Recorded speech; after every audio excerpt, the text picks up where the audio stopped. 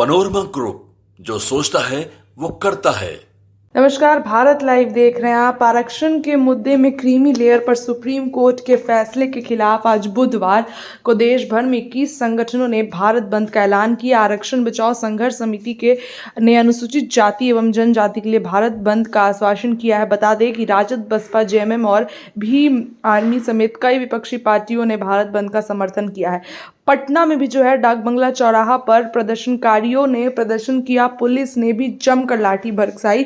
देखिए, इसमें जो भी लोग थे उन पर लाठी चार्ज किया गया और इसके साथ ही जो पुलिस थी वो अपने बल के साथ आज देखिए दिखाई दी है और इसके साथ ही पुलिस की जो मौजूदगी है वो भी दिखाई दी है। पुलिस भी जो है वो एक्टिव नजर आई। तो आपको बता दें कि डाक बंगला चौराहा से पटना से अमर आज़ाद को गिरफ्तार भी करके कोतवाली थाना लाया गया और दलितों पर भी जो है वो लाठी चार्ज किया गया। अब अमर आज़ाद की गिरफ्तारी के बाद उनके जो कार्यकर्ता बाहर पुलिस स्टेशन के बाहर मौजूद है, क्या कुछ बोल रहे हैं, किस तरीके से विरोध कर रहे हैं, आप चल के देखिए।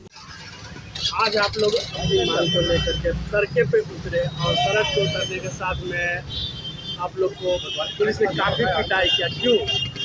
ये अन्यायपूर्ण ये जो लाठीचार्ज का हम लोग घोषणा करते हैं, हमारे लोगों को हम लोग शांतिपूर्वक ये प्रदर्शन कर रहे थे अपनी मांगों को लेकर। हमारा मांग है कि सुप्रीम कोर्ट के द्वारा जो ये कोटा में कोटा निर्धारित किया गया है, इसका हम लोग विरोध करते हैं और अंतिम दम तक ये जब तक से ये पूर्ण रूप से समाप्त नहीं कर दिया जाता है। जानकारी मिली है कि कई प्रदेशों में इसको इम्प्लीमेंट भी करना शुरू कर दिया है।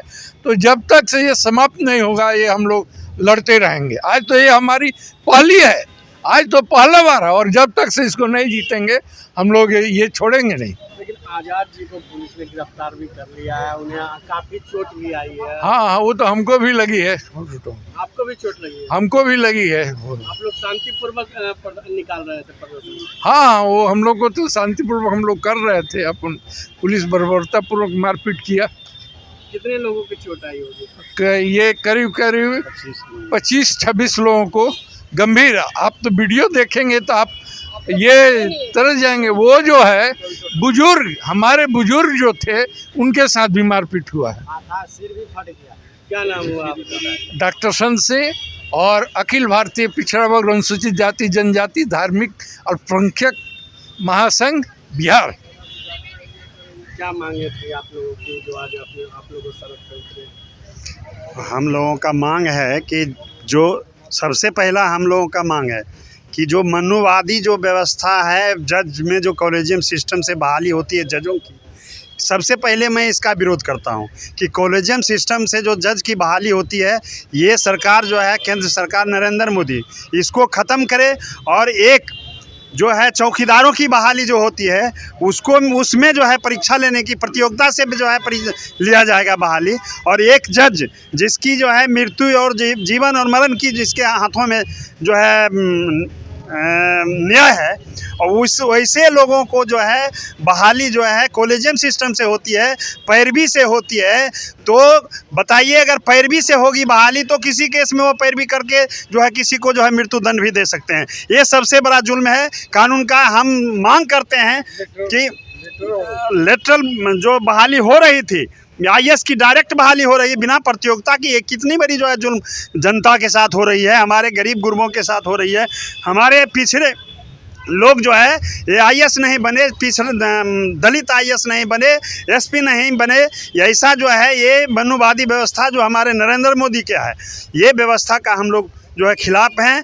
और हम जब तक ये व्यवस्था ख़त्म नहीं होती है तब तक हम जो है भीम आर्मी के लोग जो है लगातार अनवरत जो है हम लोग संघर्ष करते रहेंगे, रोड पर उतरते रहेंगे, सड़क से सदन तक आवाज़ उठाते रहेंगे। हम अपनी मांगों को जब तक पूरा नहीं हो जाती है। आपकी मांग नहीं पूरा होती है, आज तो आप लाठी खाएं, फिर अगर आप लोग सड़क पर उतरेंगे तो फिर लाठी खाइएगा। लाठी खाएंगे, शहादत देंगे, हम शहीद हो जाएंगे, लेकिन ये जुल्म हम लोग सहने वाले नहीं हैं। जो संविधान हमारे बाबा साहब ने संविधान को बनाए हैं, उस संविधान के साथ जो छेड़छाड़ नरेंद्र मोदी कर रहा है, चाहे सुप्रीम कोर्ट के जो है डी वाई चंद्रचूड़ कर रहे हैं, उनको मैं सिखाने की जो है ज़रूरत है और हम उनको अच्छे तरह से सिखाएंगे। आपको आपको सुनने में आया है कि चोट भी लगी है और काफ़ी आपको चोट लगी, क्यों आपको पुलिस ने मारी? पुलिस मार रही है जो तो आप देख ही रहे हैं कि देश संविधान से चलेगा, मनु विधान से नहीं चलेगा। तो पुलिस जो है उसको सेवा की भावना से ड्यूटी करना चाहिए, सुरक्षा की भावना से ड्यूटी करना चाहिए, लेकिन वो जुल्म के साथ खड़ा है। तो मैं बता देती हूँ कि इस देश में पुलिसों को वेतन कौन देता है? गरीब गुरबा के खून पसीना का टैक्स का पैसा उसको वेतन मिलता है। और ये नरेंद्र मोदी जी और नीतीश कुमार जी जो तानाशाही कर रहे हैं, उनके बाप के गेहूं बेचकर के उनको पेमेंट नहीं मिलता है। तो जो स्थिति है इस देश में बहुजनों के साथ जो हो रहा है जुल्म और अन्याय, जितने भी 1990 के दौर में कानून बना था हम लोगों के पक्ष में, उस सारे कानून को छेड़छाड़ किया गया।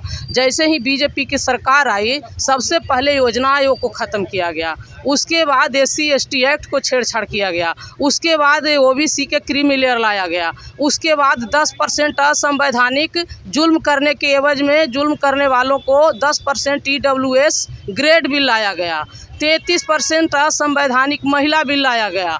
ये सब जो सिस्टम चल रहा है ये नहीं चलने देंगे हम लोग। यह जो संविधान है देश के बहुजन का जान है। और मेरा कहना है कि आरक्षण का मतलब रिप्रेजेंटेशन होता है, आरक्षण का मतलब गरीबी उन्मूलन नहीं है। यदि गरीबी उन्मूलन करना ही है तो लैंड एक्विजिशन में एक्ट में संशोधन क्यों नहीं होता है? गरीबों के बीच में 90% की हकदारी क्यों नहीं हो रही है? यहाँ 90% के कल्याण के लिए जगदेव बाबू ने जान दे दिया और लालू प्रसाद यादव जी ने जीवन भर जेल में मरने का कसम खाया है, लेकिन लड़ने का कसम खाया है।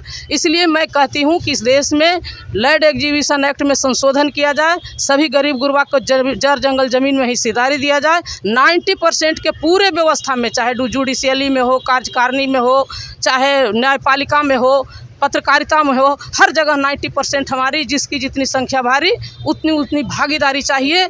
तो मैं कहना चाहती हूँ कि जो 90 की बात करेगा वही देश पे राज करेगा। 90 पर 10 का शासन नहीं चलेगा, नहीं चलेगा। पनोरमा ग्रुप, जो सोचता है वो करता है। अगर ये वीडियो पसंद आई और वह बिहार के राजनीति और बिहारियत से सरोकार रखेनी तो सब्सक्राइब बटन दबा के चैनल के सब्सक्राइब कर ली।